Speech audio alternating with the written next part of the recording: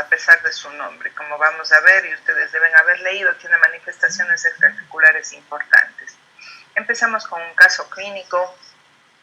Como ustedes pueden ver, es un caso clásico, ¿no? Un típico, pero que es importante para que puedan entender cómo sucede en la práctica lo que leen en el libro. Se trata de una mujer de 35 años, derivada al reumatólogo desde la atención primaria por dolor y rigidez, importantísimo, resiente en sus dedos y muñecas desde hace más de 3 meses. Antes de su último embarazo, 3 años antes, había experimentado síntomas similares que se le pasaron.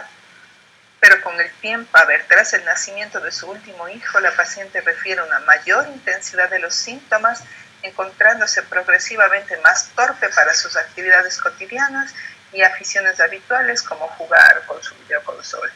Los síntomas eran peores por la mañana, síntomas peores por la mañana, y no presentaba articulaciones más afectadas, solamente las de las manos, como les mencionaba. La historia familiar reveló que su madre tenía artritis reumatoide y en la exploración estaba pálida, pálida, sus muñecas con hinchazón dolorosa, bilateral y simétrica. La paciente mostraba movimientos normales, pero dolorosos, obviamente, y el resto de la exploración estaba normal. Y vean los exámenes que son, por lo menos los 4 primeros reactantes de fase aguda, ¿no? La BSG, ¿hasta cuándo era, Luis Guillermo? Normal, la BSG aquí dice 10, pero en mujeres, ¿cuánto era? No me acuerdo el valor exacto, doctora, de mujeres. Hasta 20, ¿ya? Y ella tiene 48. La proteína C reactiva hasta 5 y ella tiene 16. El factor reumatoide hasta 50, en otros laboratorios hasta 20 máximo, y ella tiene 160. Y los anti-CCP o anticuerpos antipéptidos citrulinados, 84, lo normal hasta 25. Los antinucleares negativos, ¿no? Entonces, vamos a hacer un mini análisis de este caso. A la vista de estos resultados, nos encontramos ante un proceso inflamatorio reflejado tanto por la clínica como por los reactantes de fase aguda, y la fuerte y simultánea positividad del factor reumatoide y de los anticitrulinados nos orientan con fuerza a la presencia de una artritis reumatoide. Los antinucleares permiten de una manera general descartar otras enfermedades autoinmunes como el lupus y su artritis, ¿no es cierto? Y si aplicamos los criterios AC regular, es decir, este es un tipo de criterios consenso entre la Academia Americana y la Europea, podemos ver que la paciente sufría de artritis reumatoide y tenía una puntuación de 7. Los criterios, los vamos a ver en detalle más adelante, significan cuando tenemos más de 6 de puntos, tenemos una artritis reumatoide agresiva o una artritis reumatoide en general. La paciente tiene 7, más de 6, artritis reumatoide. Afectación de 1 a 3 articulaciones pequeñas en la paciente le da 2 puntos. Factores reumatoide y anticuerpos anti-CCP positivo fuerte le da 3 puntos. PCR y BCG anormales le da 1 punto y la duración mayor a 6 semanas le da 1 punto. Entonces, una paciente que sufre de una artritis reumatoide aplicando todos los criterios clínicos y de laboratorio. Esto con el caso clínico, nos ponemos en contexto. Daniel, diga usted. Sí, doctora, se mencionó que los dolores eran peores en la mañana. No debería ser al revés, digamos, por todo el día de estar usando lesiones de articulaciones. Aunque no lo crean, no, Daniel, porque el dolor inflamatorio característicamente es peor en el reposo, por la inmovilidad de la articulación. El dolor mecánico, el que es por artrosis, ese empeora con los movimientos. Entonces, dolor mecánico de una artrosis o dolor mecánico porque hubo un traumatismo en una rodilla, por ejemplo, si usted camina con esa rodilla le va a doler más y mejora con el reposo. Aquí es al revés, el dolor de origen inflamatorio empeora con la inmovilidad de la noche. Ya, ok, gracias. Eso. En el 1 al 2% de la población hay artritis reumatoide, más frecuente en mujeres, a cualquier grupo etario incrementa con la edad, esto lo sabemos, y es importante recordar que hay varias manifestaciones extraarticulares y por eso le llamamos enfermedad sistémica, las vamos a hablar más adelante en la clínica, ¿no? Entonces, vean, destacamos la linfadenopatía, la anemia, la esplenomegalia, la episcleritis o la escleromalacia, el agrandamiento de ganglios linfáticos, derrame pleural, pericarditis, nefropatía. La nefropatía es mucho menos frecuente que en el lupus, pero podría estar. Y los famosos nódulos subcutáneos o nódulos reumatoides. Son acúmulos de tejido inflamatorio. Aquí pueden ver ustedes la histología, parece un ganglio linfático, pero fuera de las ubicaciones, ¿no es cierto? Entonces es acúmulo de tejido inflamatorio en distintas localizaciones, sobre todo encima de las superficies óseas y por supuesto lejos de las cadenas ganglionares habituales. Entonces tenemos manifestaciones articulares y extraarticulares, por eso la concebimos como una enfermedad sistémica. Este es el gráfico de su libro. Aparentemente a partir de un virus se produce una activación inmunológica que hace que proliferen tanto linfocitos B como linfocitos T, que se organicen como si fueran tejido linfoide y mediado por el TNF-alfa y la interleuquina 1 salen células inflamatorias por activación del endotelio y llegan a la articulación y se produce una destrucción de la articulación mediada por este tejido que se llama panus, en presencia de genética, ¿no es cierto?, a través del alelo DR4 que está presente en muchos de los pacientes blancos que tienen artritis reumatoide. En nuestra población no lo sabemos, no está estudiado. Entonces concebimos esta enfermedad como un proceso inflamatorio severo mediado por linfocitos T y linfocitos B, y los mastocitos no es que tengan un rol patogénico, sino que actúan tempranamente para inducir vasodilatación, y la vasodilatación lleva a que salgan del vaso células inflamatorias y se localicen en la sinovial. Y por supuesto, como hay neoformación de este tejido inflamatorio, hay neovascularización que empeora el estado de la articulación. Se forman estos acúmulos que parecen tejido linfoide en la articulación, se produce proliferación sinovial y el panus que habíamos hablado, que es un tejido neovascularizado, invasor, destructor, más la acción de las metaloproteinasas que lo que hacen es inducir un mayor recambio de la matriz extracelular, pero en la medida, las metaloproteinasas son moléculas o enzimas normales que ayudan en el recambio del tejido extracelular. Eso hace una metaloproteinasa, son moléculas buenas, pero aquí están actuando de manera mucho más importante y ahí hace que se degrade excesiva cantidad de matriz extracelular y por lo tanto después se deposite más y eso también daña la membrana sinovial. Entonces, en resumen es así, después ustedes me van a contar un poquito más en detalle. Respecto a la patogenia tenemos que hablar tanto del factor reumatoide como de los anti-CCP. El factor reumatoide es una IgG o puede ser de otro isotipo que se dirige contra la porción Fc de una IgG. ¿Sí? Es decir, es un anticuerpo anti-anticuerpos y es capaz de producir complejos inmunes que se depositan. De hecho, al depositarse un complejo inmune, recordarán, se activa el complemento y hay complemento en la membrana sinovial, probablemente derivado de la activación que se produce por estos complejos inmunes a través del factor reumatoide. Aparentemente el factor reumatoide no tiene rol patogénico, es difícil de saber, ¿sí? No es que esté comprobado que el factor reumatoide mate a la articulación, eso no está comprobado, pero actualmente sí es un marcador de la enfermedad. Entre más alto el factor reumatoide, más severa y más sistémica es la enfermedad. Eso por el un lado. Por el otro lado está el anti-CCP, que son anticuerpos que se dirigen contra antígenos propios que tienen citrulina. Ya vamos a ver más en detalle esto. Y tienen una especificidad cercana al 100% para artritis reumatoide.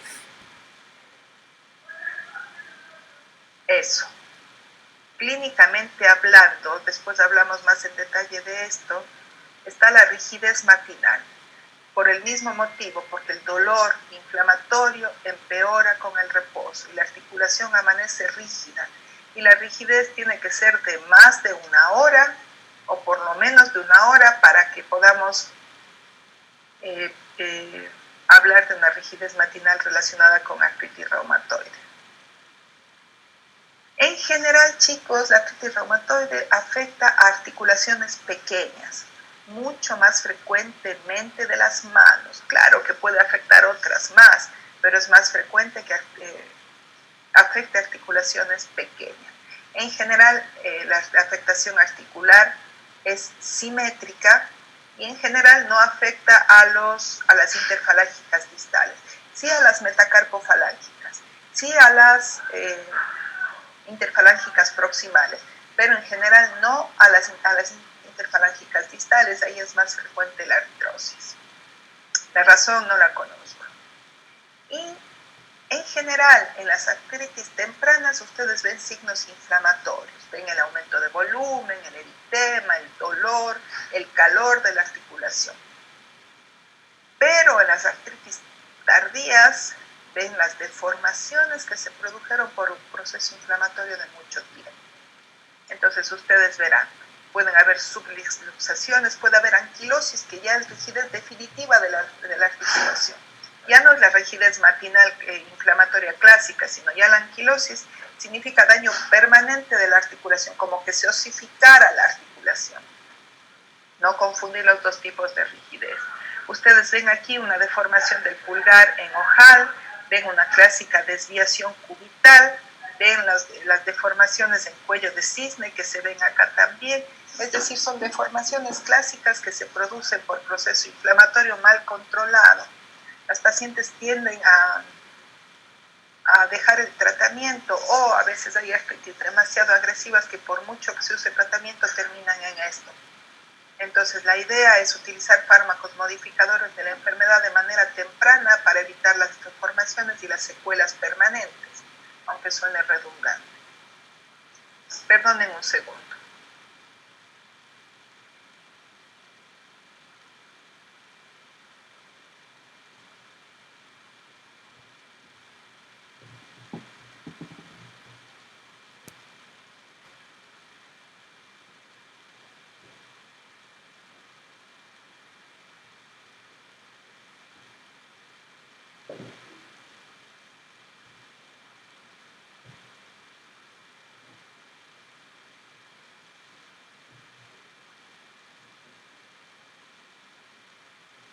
Hasta aquí, chicos, ¿alguna pregunta?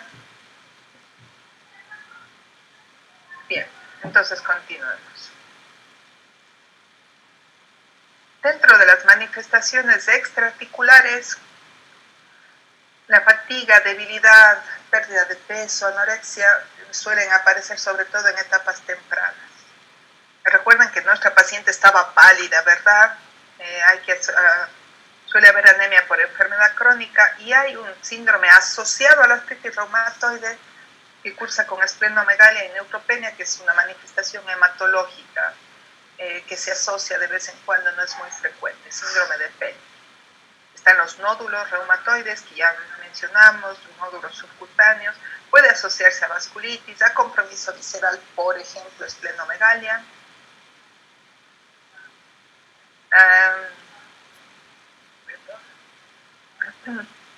Y a compromiso visceral también ya dijimos, y a compromiso ocular, epiescleritis, escleromalacia, uveitis, que son todas manifestaciones de artritis reumatoide extraarticular. Por eso insistimos en enfermedad sistémica. Y aquí tenemos a los criterios ACR-EULAR, ¿no?, que mencionábamos hace un momento. Vean ustedes, articulación grande afectada, 0 puntos. 2 a 10 articulaciones, nuestra paciente tenía 3, le confiere 1 punto. 1 a 3 articulaciones pequeñas afectadas, 2 puntos. Este era el criterio de nuestra paciente, 1 a 3 articulaciones pequeñas afectadas. De 4 a 10, 3 puntos, y más de 10, 5 puntos. En el fondo va subiendo el puntaje patológico de estos pacientes conforme se afecten articulaciones pequeñas y de acuerdo al número de articulaciones. En cuanto a serología, el FR y los antipéptidos citrulinados negativos, 0 puntos, positivo bajo 2 puntos, positivos alto en el adulto 3 puntos, Y además están los reactantes de fase aguda, BCG y PCR normales, y BCG o PCR anormales 1 punto. La duración, 0 puntos si es menor a 6 semanas y 1 punto si es mayor a 6 semanas. Entonces, como ustedes pueden ver, estos criterios son marcadores de la severidad de la enfermedad, insisto, dependiendo del número de articulación, de que sean pequeñas y de los anticuerpos patológicos y de los reactantes de fase aguda y de la duración. Estos son actualmente los criterios que muestran severidad de la enfermedad. ¿Y qué son los anticuerpos antipéptidos citrulinados?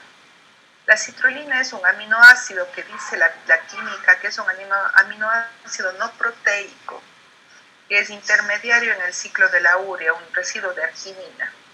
Y como este aminoácido tiende a unirse a péptidos, y esto hace que se produzcan determinantes antigénicos, y por lo tanto pueden producirse anticuerpos contra estos determinantes antigénicos, por ejemplo, ante la filagrina madura, citrulinada, y otros péptidos citrulinados también. Son tremendamente específicos de artritis reumatoide. Casi no cabe duda de que es una artritis reumatoide cuando están positivos estos anticuerpos, aunque son menos sensibles. ¿Ya?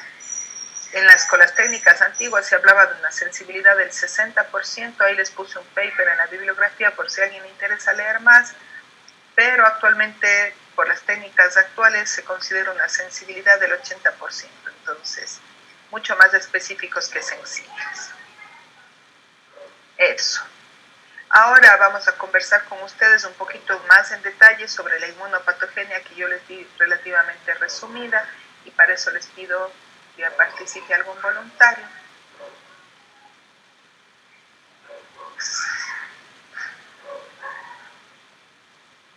Cami Ávila, por favor.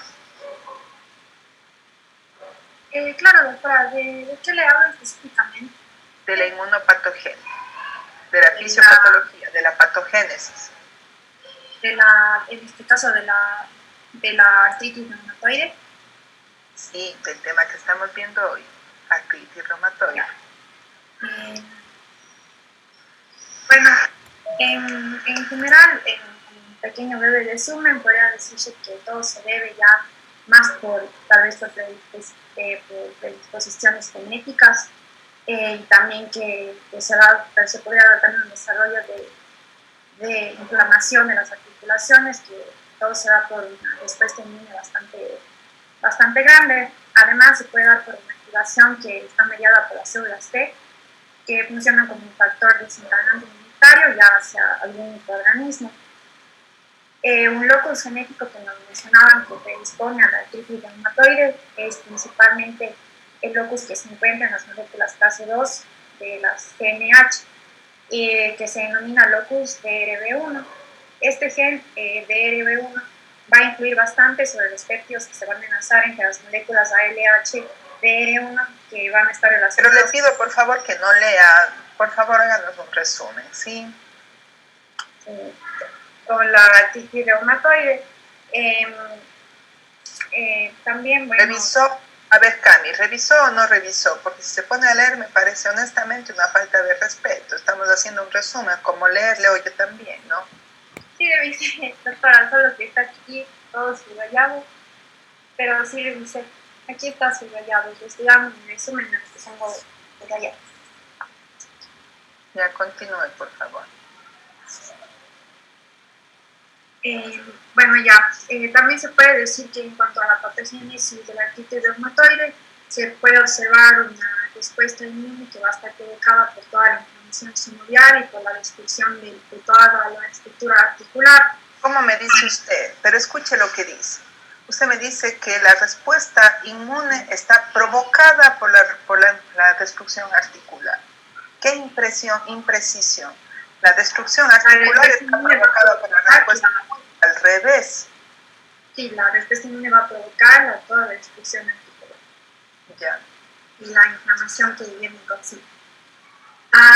Además, toda esta inflamación y toda esta respuesta inmune se da por todas las células T colaboradoras, como había dicho antes, por la liberación de una respuesta enorme de citocinas, por la formación también de autoanticuerpos y principalmente aquí decía que alrededor del 70 o un 80% de las personas van a tener una sustancia llamada este factor reumatoide, que es un anticuerpo autólogo, es decir, un autoanticuerpo, que va a actuar en toda esta respuesta inflamatoria. Esta va a reaccionar para complejos autoinmunes y complejos en general. Vaya a desaburrirse con su hermano. Disculpen, chicos, disculpen. Siga nomás, sí. Los complejos inmunes que se van a formar de estos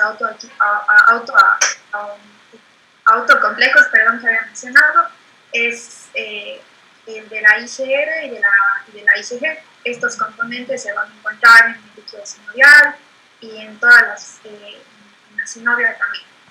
Y las personas con artritis reumatoides también decían que podían ser seronegativos con AFR, que por eso es que digamos que el método de prueba de diagnóstico no era tan fiable, porque también una persona sana puede presentar FR y no puede presentar en este caso la artritis reumatoide. Sobre todo cuando está a título bajo, ¿no? Sí, también nos mencionaba sobre la evidencia que decía de los anticuerpos antipéptidos citrullinados cíclicos, que son anticuerpos anti-PSC, que van a ser entonces por ello un marcador de diagnóstico mucho más específico, que la F no va a ser tan fiable. También, bueno, nos mencionaba que a nivel celular también es diagnóstico encontrar los neutrófilos, los macrófagos, todo esto. Diagnóstico, encontrar neutrófilos y macrófagos es diagnóstico. No. O sea, encontrar un proceso inflamatorio claro. Un proceso inflamatorio claro. Ya. A eso me refiero. Hay presencia de mayores cantidades de neutrófilos y macrófagos. Punto. Pero no hacen diagnóstico. Cuidado. Ya. Bueno, también, bueno, esto es justamente la capacidad que tienen estos neutrófilos y los macrófagos, iba a ser fagocitar todos los complejos inmunes, iban a liberar en este caso enzimas lisosómicas que van a sobreactuar en todo el proceso. Y también, bueno, nos menciona también sobre este posible proceso inflamatorio que iba a progresar también hacia una posible hiperplasia reactiva, y esto iba a provocar también que, no como método de diagnóstico, pero que se iba a observar una mayor vasodilatación y un flujo sanguíneo que iba a provocar una mayor permeabilidad capilar, y por lo tanto podría verse hasta enrojecimiento, tal vez tumefacción, que no sirve tanto como método diagnóstico, pero se da todo por todo este proceso inflamatorio. También un rasgo muy característico de la artritis reumatoide es el desarrollo de, como usted mencionó, de nuevos vasos que se dan en la membrana sinovial y va a constituir al avance de toda la artritis reumatoide. Y este tejido es denominado el panus, y este de aquí se va a extender por toda la sinovial para afectar incluso a llegar hasta los huesos. La severidad de la presencia del panus, algunos reumatólogos la comparan, ojo, la comparan con un cáncer. O sea, la capacidad invasora y destructiva del panus sobre la articulación podría compararse a la capacidad invasora de una neoplasia maligna. ¿Ya? Siga nomás, por favor. Claro, justamente nos decía que este panus diferencia esta artritis reumatoide de otros tipos de artritis inflamatorias. Es algo particular de este tipo de artritis. También nos decía que este panus con el tiempo podía progresar hacia los bordes articulares, que iba a provocar entonces en ello como consecuencia movimientos articulares bastante reducidos y también la posibilidad de anquilosis, que ya era, como usted nos mencionó, ya un movimiento articular totalmente ya notable, visible hacia la vista, ya bastante reducido, ya muy a veces nula. Ya en este caso. Ajá. También nos mencionaba sobre una evidencia de las metaloproteinasas MPM que iban ya a degradar el colágeno, la MPM específicamente de tipo 1, que iba a ser esencial para que el panus pueda en este caso invadir y destruir todas las articulaciones todo el proceso de la patogénesis de la artritis reumatoide. Y por ello es que mencionaba también que nuevos estudios están planificando, en este caso, una inhibición contra este tipo de M tipo 1, para en este caso evitar toda esta destrucción y toda esta destrucción e inestabilidad articular. Ya. No inestabilidad articular, destrucción. ¿Ya? Inflamación, destrucción articular. Bueno, inestabilidad en algunos casos cuando hay deformidades. ¿Ya? Eso. ¿Algo más, Cami? No, bueno, finalmente, no sé, que con la progresión de la enfermedad, toda esta inflamación articular, estos cambios resultantes iban a provocar, en este caso, ya un movimiento hasta nulo que iba a llegar, como dije, a la anquilosis. Y eso en cuanto principalmente a la etiología y a la patogénesis. Y ahí con las manifestaciones clínicas, si quieren también puedo hablar sobre eso. ¿Qué cosa, perdón? Sobre las manifestaciones clínicas. No, ya de la clínica ya conversamos, eso ya queda bastante claro, incluso con los criterios diagnósticos. Bien, muchas gracias. Ahora vamos a hablar del tratamiento no farmacológico con Doménica, por favor. ¿Se me escucha ahí?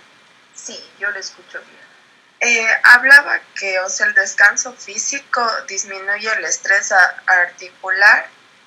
También decía que para aliviar el dolor recomendaban que permanezcan sentados para así aliviar el peso de algunas articulaciones como el de la rodilla.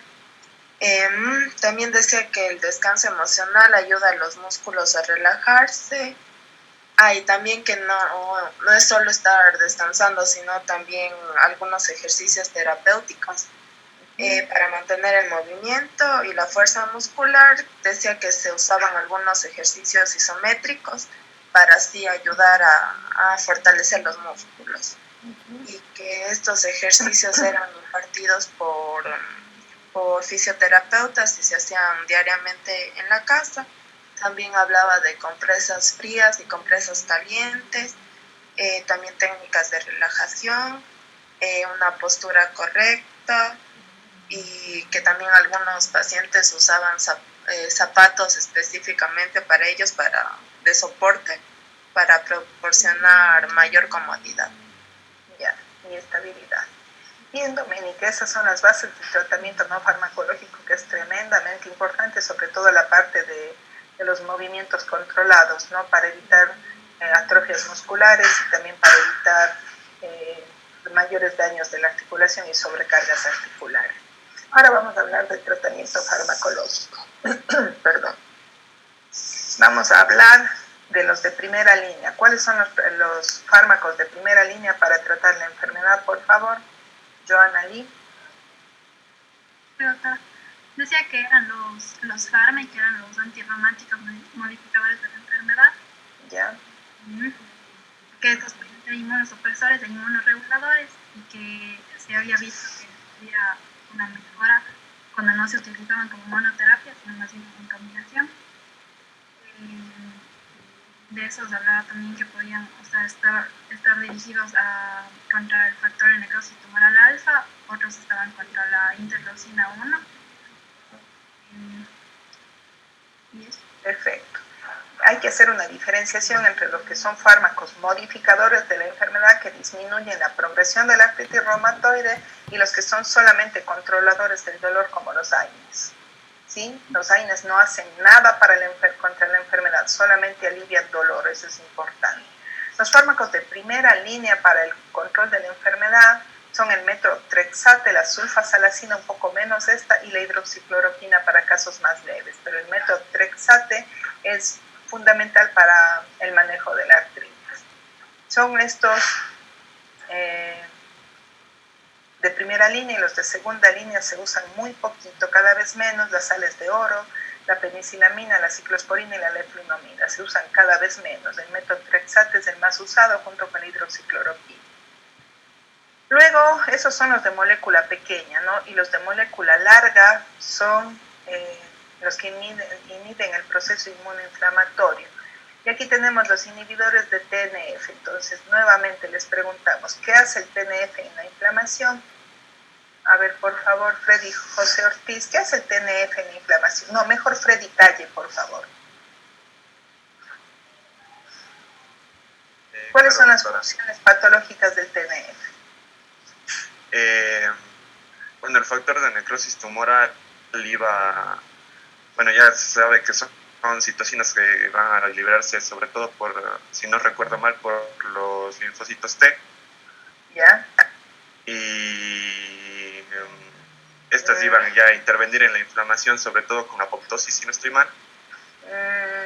O sea, sí, bueno, hay unas moléculas que son afines de TNF que producen apoptosis, de estas de fas ligando, pero no tanto eso. El TNF lo que hace, chicos, es producir activación endotelial en las primeras fases, es decir, aumenta la cantidad de moléculas de adhesión en el endotelio y con eso se pegan células inflamatorias al endotelio y pueden abandonar el vaso sanguíneo y llegan a la sinovial, entre algunos efectos. Pero también el TNF a nivel sistémico es productor de fiebres, es productor de anorexia, de mal estado general, de pérdida de peso, tiene efectos sistémicos y efectos locales. Entonces, TNF-alfa es la reina de las citoquinas inflamatorias.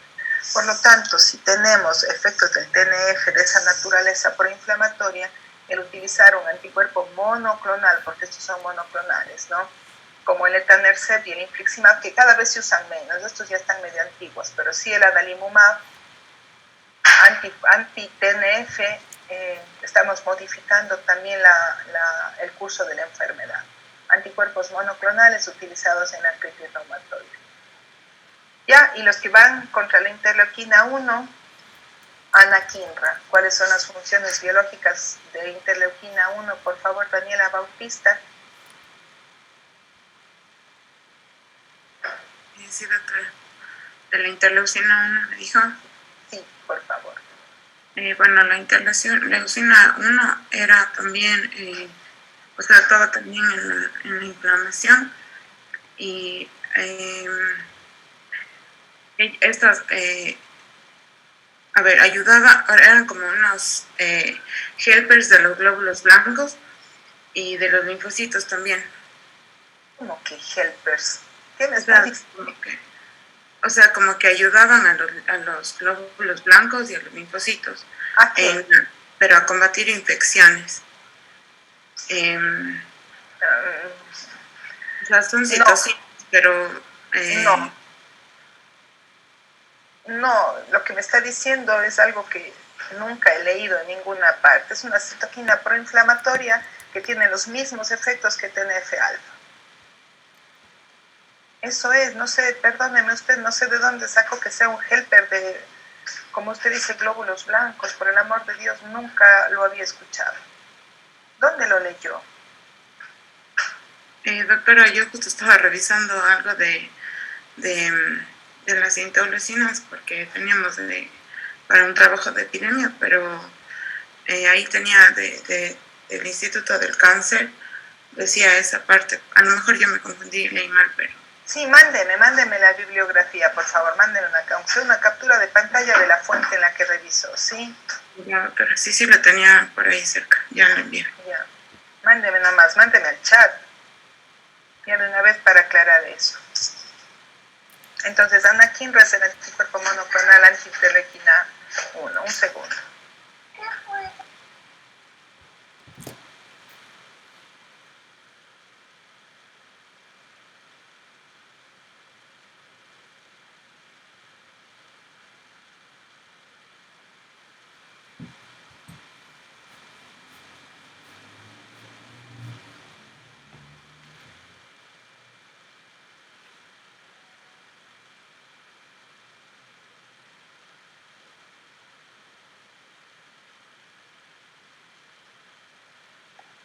Chicos, perdone. Anakinra, entonces, inhibidor de interleuquina 1. Los anticélulas B, que son los anti-CD20, como el rituximab, también se utilizan con mucho éxito. Este está en el Seguro Social, así que tienen bastante experiencia con utilización de rituximab en las pacientes con artritis reumatoide, con lupus y con otras patologías autoinmunes en las que los linfocitos B también tienen acción patogénica. Ya, y ahora sí una pregunta. A ver, le vamos a preguntar a Mateo Vintimilla o a Juan Vintimilla. Aquí dice que el abatacept es un modificador de la señal de coestimulación. ¿Cómo funcionará? ¿Qué molécula inhibe o qué molécula estimula, Juan Mateo?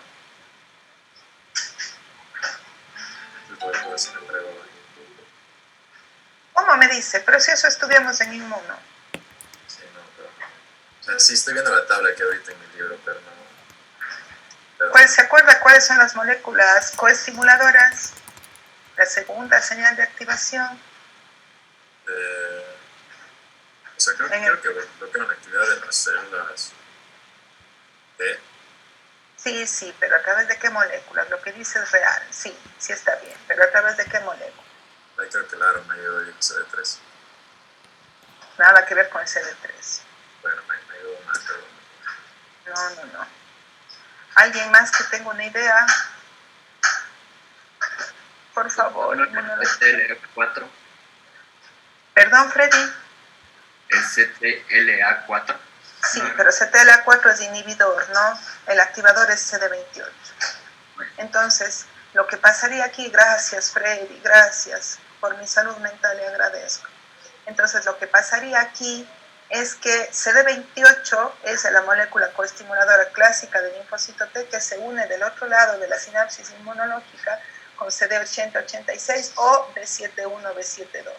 Entonces, si usted bloquea CD28 con abatacept, lo que está haciendo es, o con un fármaco tipo abatacept, lo que está haciendo es inhibiendo la segunda señal de activación y se inhibe la señal inflamatoria o la activación del linfocito T. En cambio, si da un fármaco parecido a CTLA4, como dice el Freddy, lo que está haciendo es inhibiendo también. ¿Sí? Porque CTLA4 es una molécula inhibitoria.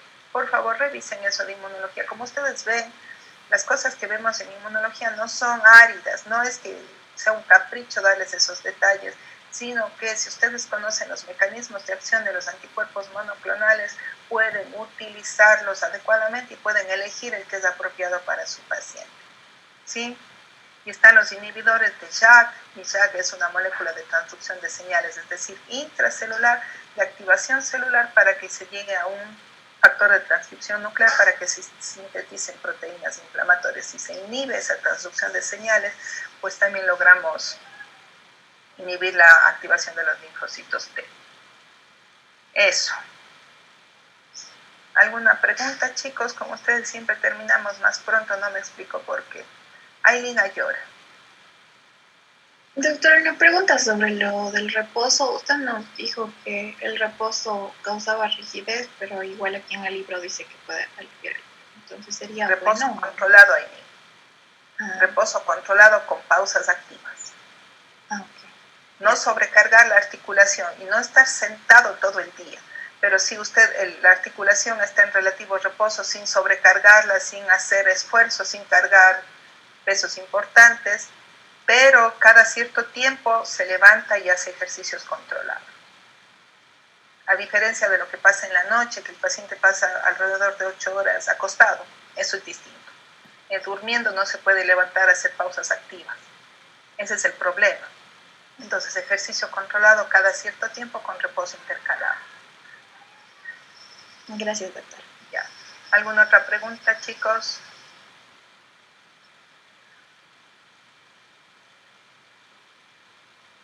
Nada más sobre artritis reumatoide, una enfermedad tan interesante,